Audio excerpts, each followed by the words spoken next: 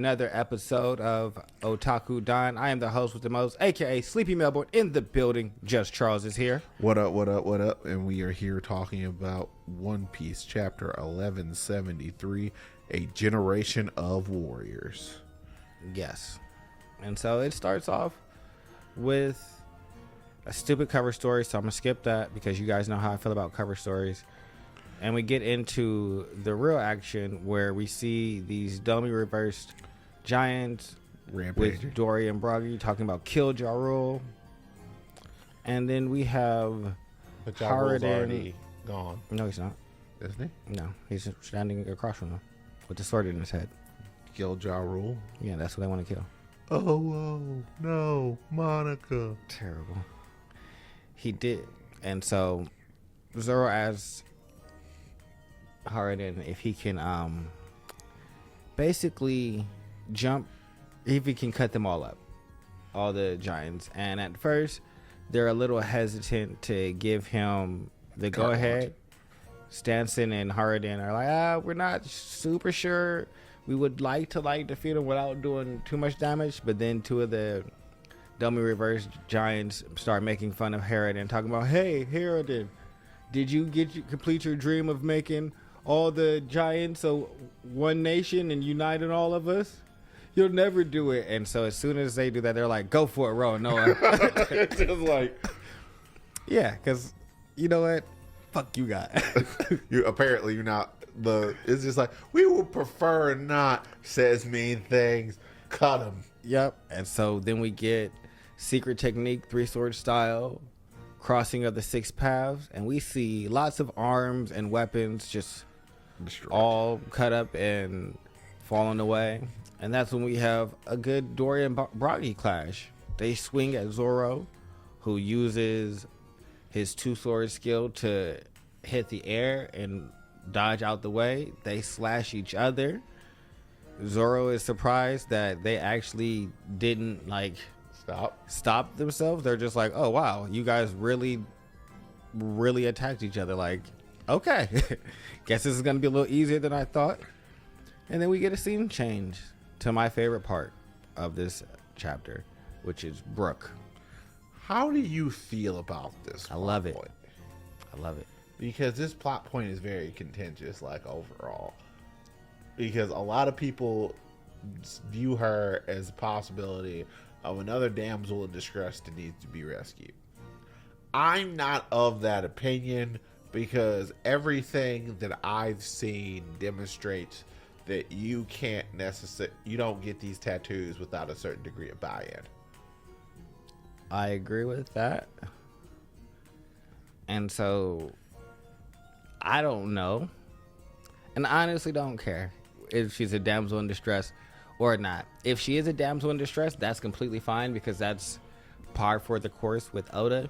We're not gonna have any arc that doesn't have a princess character. If y'all are mad about that, then stop reading the story.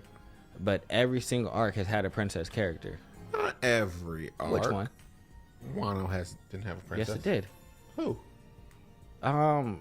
What's the girl's name that was wearing Kyoshi? The one that was in love with Zoro, wore the fox mask. She was the highest geisha.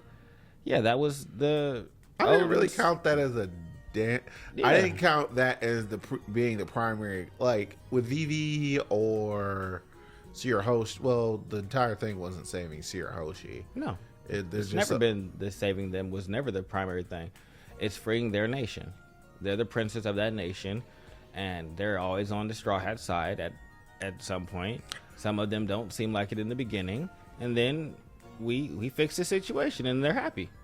That's the par for the course. That's what happens. So I mean, for me, I look at it like, all right, you guys want Oda to change narratively or change the way Oda writes. And it's just like, when would he have the chance to do that? He's been writing One Piece this whole time. Well, he could go out and read. Do you understand that the production of this manga basically eats his entire week? So he's probably he doesn't want to see anything that's close to work when he goes home. So it's like, oh, you could read some other manga. I don't want to read anybody else's manga. I want to do my thing and see my family for what little time I have until I I have got to start like doing the thing an again. hour a day. And then I got to do the thing. So, And I probably still got to draw it home on the weekend. I like this one mostly because Brooke knows her. And unlike all the theories, and I think I like it because all the theories in the community have been, oh, Brooke is probably really connected to her and like has like really fond memories of her, and it's like she really cares about him, he really cares about her, and all of this like happiness. And Brooke pulls up and is like, I wish I never saw you again. I hate you. I hate you. I crawled here to tell you I hate you. He can't do that. He literally was so mad that he crawled all the way, completely bad. What was he gonna do once he told her? It Nothing. was just the pure principle. But It's just that's like, how- I needed you to know. But I feel like that's some Luffy type behavior. If you had done something to Shanks, and even if he couldn't do nothing, but inch his way up there, he's gonna inch up there to let you know. He would like gum Chin. chin. Yeah, he gonna do whatever he can. I hate you to let you know, and that's what Brooke did. Brooke said, "Oh, it's you? Nah, run it back, cause I don't with you. Nah, I came to Also, settle keep this." in mind, if this is part of Brooke's past, I don't remember how old Brooke is. 90. 90? Yeah, this is from 100. That means this woman is at least 100 years old. Well, no, she's. He said that she's in her close to 80. Oh. So I figure she was probably like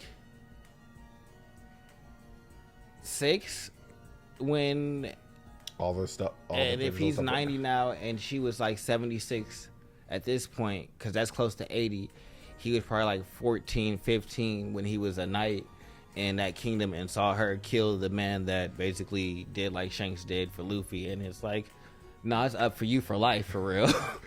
I don't think I don't really like the visualization of a 6-year-old out here murking grown men. Well, I don't. That's just when we saw them first, like interacting. We don't know how far into that she actually killed him. Yeah, that's what I'm saying. He's Because probably he died at age 38, so he could have met her at 14, and been the knight for the kingdom for the next like 10 years. She's 16 and kills her dad. He's only 24, and then he goes out and becomes a pirate, dies as a rumbar pirate at 38, and then is lost looking for his body until he turns 90, which is, well, turns 88, which is when they first found him, and then time skip, and then he's 90. well, So, and then she's I don't know. She doesn't look like a 40-year-old. She doesn't look like she's 80, 90 years old. I mean, I think that The tattoos stop aging. everybody says that they don't, and I don't agree with that. I mean, upon I understand Figurlin Garland hasn't stopped aging, but I'm also pretty sure he might not have gotten a tattoo early on. Because it seems like anybody who knows anything better just doesn't get them. Well, see, no, he had it when he was on the island as a person, but I think that the aging, so I think that she's special among all of the like God's Knights. And so I think her, like the Gorosei, has the anti-aging factor, because the Goroseis are centuries old. Yeah. And they look like probably however old they were when they first became Gorosei. It's not like they've like aged over time. So I think that's more in line with the like power she has, and that's why, just like with Saturn, when he lost that Imu took Saturn's body and was like using him as like his puppet and was like, all right, I'm gonna manifest here. I think that's why he can do it with Gunko, because she's the same level of contract as them. Oh. Because she's his attendant. Like she actually is like in his flower room, so I don't think that she's on the same like contract level as the other ones. She might not be of the same power because she was like God still before she became a God's Knight, but I don't think that has anything to do with like Imu's affinity towards her and her being like his attendant and having like special like perks, privileges and things of that nature. So that's why I think that she is this age forever, is because it's like, well, if Imu has chose you as like one of his vessels like these other 5, he'd probably want y'all to just be in like y'all pristine condition from whatever you got. I Not mean, like guarding. arguably, you could say that she's probably more important than the actual God Knights themselves because he actually interacts with her on a day-to-day basis. Yeah. He just calls them on the cell phone and be like, "Hey, do what I told you to do." Pretty much. God, can't you believe them? No, I can't, Lord Emu. They be out here, they probably be out there talk about you behind their back. They do. That's why I be out here. Why you think I had to yank your Saturn's chain? He dumb and he's inept. Like, I told him to go destroy that robot decades ago, and then he didn't do it. Now he had to get the back of the hand. I had made sure my rings were facing outward and everything. That is fair.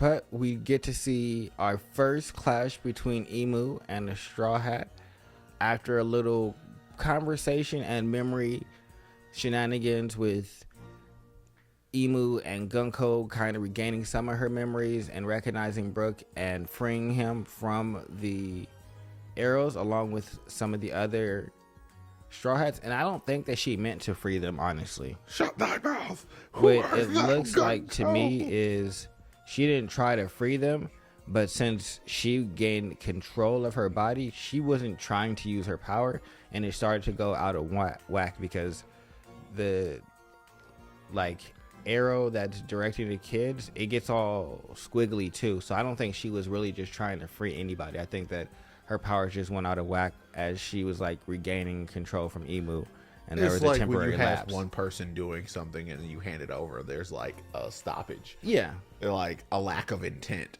yeah. And so I think that's with what that, happened. It provided them an opportunity to act. Yeah, and so he gets out. Emu takes back over the body, and it's like, "Who are you to Gunko?"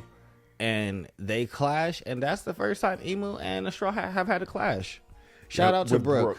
And he out here standing tough. Yeah. He's sitting up, he slipped back to being out. Who art thou, Dave? Whoa, Brook, what you talking about? That's not how we talk about R. I feel like Brook for me is one of my favorite characters, and a lot of my Brook love was built off of the fact that he stood up to Big Mom. And now we have Brook's the whole MVP of that. He's the only reason why they know what's on her poneglyph, because he went up there and got it done, and it's just like, yo, he got that, and then still had a clash with her, and was like, whatever, young lady, because I'm your elder. Stop playing with me. I'm not afraid of you. I'm not afraid of stuff. Emu. Soul stuff doesn't work on me. Yeah, because I'm the Soul King, baby. So I'm a big Brook guy. We get to see the kids headed down, and Summers is fucking Team Rocket level of like, yeah, with the God Valley stuff where he got just washed by Rayleigh. He got washed by Hancock, who didn't even have her like full like abilities. Not Hancock, excuse me. He got washed by what is her name? Who is Rayleigh's wife? Shocky. He got washed by Shocky. Well, Shocky was like a ridiculously powerful. Yeah, but she was handcuffed and everything like that, and he still got that boot to the face. So it's still like at every point you kind of inept. And even at this point where you summon a giant, well, you didn't summon a giant Nika, but you have a giant Nika helping you defend this ship area. And instead of being like, all right, the Nika's going to land on me and I'm going to just get up and so is a Nika and we'll be fine. You are so mad, like, nah, Nika can't land on me. You smacked the Nika that got launched towards you away and destroyed the ship. And now you guys can't take the kids. Just like, what are we going to do with the mission now? Are you going to be the next person that Emu was just like, you know what? No. I'm surprised he didn't get that yanked after the God Valley incident. It's just like, all right. Apparently, whenever you're forced to actually deal with anybody remotely competent, you just can't hold up. So, you have been voted off. You have been voted off the island. We're going to put your tiki torch out. And I want to take my God power back because honestly, you just suck. Yeah, Anytime I see you, you're just not doing something well. he's just a mean person, but he's not very like when it's up against like real confident people. That's like why Gabon was like, yeah, I know Summers. He used to try and come get you Shanks all the time. We would pack him up every time Wait, and sit in the what? back. Yeah, Summers and some of the guys' nights used to try and rescue Shanks, From Roger, on like a consistent basis, and so that's how Gabon has his like knowledge of fighting guys' nights because they kept trying to rescue Shanks and they kept getting packed up by the Rogers pirates. it's just like, I mean, they were So- just really annoying because like we Yeah. can't like Can't kill them, but we just can't keep kill them, destroying but them. They keep coming back. Like honestly, we just turned them into junior pirate training. That's Remember probably- that one dude who snuck into your room that night and you backslapped him? That's what That's it sounds him like. again. Yeah, Summers and all that. So we get to see. There's no break next week. I skipped over the Gokaku sovereignty. I wasn't super impressed by the 3 people attacking. I need to see Haradin do something. I don't care about his 3 generals doing, like, the, I guess, ode to the Dorian Bragi Hokaku sovereignty, where it's just the 2 of them. I need you guys to have Haradin have a feat. Because Loki's looking real good. I think Loki and Luffy are going to pop up probably around here where the kids are at. Yeah. And that's why they haven't shown up. I think that this is going to be the area that they come up and show their stuff. That's where their impact is. Zoro's over there dealing with the Dorian Bragi and then Brooke has Brooke had what's her face because he's directly connected to her, and then There's Luffy's gonna do the Luffy thing and save a bunch of kids, and then there's Killingham, who I think is going to end up fighting maybe Sanji, because he's headed towards the was it the library, I believe, that's on fire. So I thought Jinbei was up there. she is up there, Okay. but We I don't know think how they're that's going to go. give him a fight until they bring in more God's Knights. But I also think that the God's Knights are on more of a time limit than anything, because the only reason that Emu's here is because they were taking long in the beginning. And he's like, hey, shit's happening on Marie Joie. What What are you people what are you doing? doing? What are you doing? This is taking entirely too long. You know what? I'm going to do it. Because I need my forces on Marie Joie. So I don't think that if he has to fight a 2-pronged battle, he's going to be like willing to stay. Like, this was supposed to be a get in and get out type this of was supposed to mission. be a sack fly run coming in from third base. This is supposed to be easy, Yeah, and it's becoming more and more this and more jerk just blew complicated. up the ship. Yeah, it's becoming more and more complicated. So I don't think that they're going to like stick around for It's like, super you know long. what? Peace. We're done. Yeah, and so I think everybody's like, oh, how is Luffy and them going to win? I don't know if it's necessarily going to be a win, but I think something on Marie Joie is going to make at least Emu have to like go back. I'm of the opinion that Emu can probably only possess people for certain amounts of time, because I mean I understand he is the big bad, so he doesn't have to have like as many shortcomings as everyone else does, but like things generally have to have some sort of cost. So like depending upon the suitability of the vessel. So I would say probably her and the Gorosei are probably like his highest affinity in terms of I can stay inside of these people the longest, and then as you go down and further down at God Knights, they can probably accommodate less and less of his power. Yeah, see, I don't think that he can possess them. I think that you have to be one of them. So I think that there might be a time limit. I think it's only those 5 or 6 people that he can do it with, including Garlic now. But I think that since he took Shamrock back because he needed someone stronger back on Marie Joie, you two and him and Gunko's body got to get this done quickly, or like I'm gonna pull things old are girl, happening like I'm gonna pull old girl simultaneously. back like I did there, and these other 2 God Knights. Honestly, we can do without them. Well, no, I don't think he wants any of them to die. So I think he'll take them with him because, like with Harold, I think that if the God's Knights die, he gets injured. Oh yeah. So we gotta go if this is not getting done, especially if he recognizes that Loki is the thing that was killing his God Knights, I think he'll regroup and like really target Elbaf as like an enemy of the government, and like, because right now like this is like more of a clandestine mission. He's not like really broadcasting nothing to the world. It's just like, all right, we're gonna go in there, we're gonna kidnap their kids, we're gonna take their kids, we're gonna force them to be our slaves. Slave So it army. means we can actually have a chance against this giant revolution that's coming our way. But if that don't work, then you gotta make them the enemy immediately. And then next thing you know, Vegapunk comes out the sky. What's up?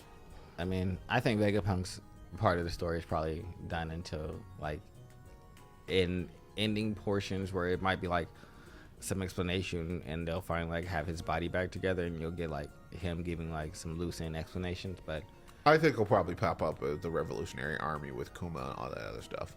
yeah, that's what I mean. But like, I feel like that'd be like prologue. You get to see what the Revolutionary Army is doing with the world, and like how they're going to set up the government. And Oh, I think it'll Marines. happen pre that, because like he's picked sides as of this point. I mean, not really. Yeah, I mean, The sides. if you're like, the side pretty much goes, if you're not on the world government side, by proxy they put you on the other side. I mean, that's fair. So, I mean, some people don't always get that situation, but that's what it is. But anywho, this was One Piece chapter 1173. I'm just Charles. I'm Sleepy Melbourne. Bye bye. Goodbye.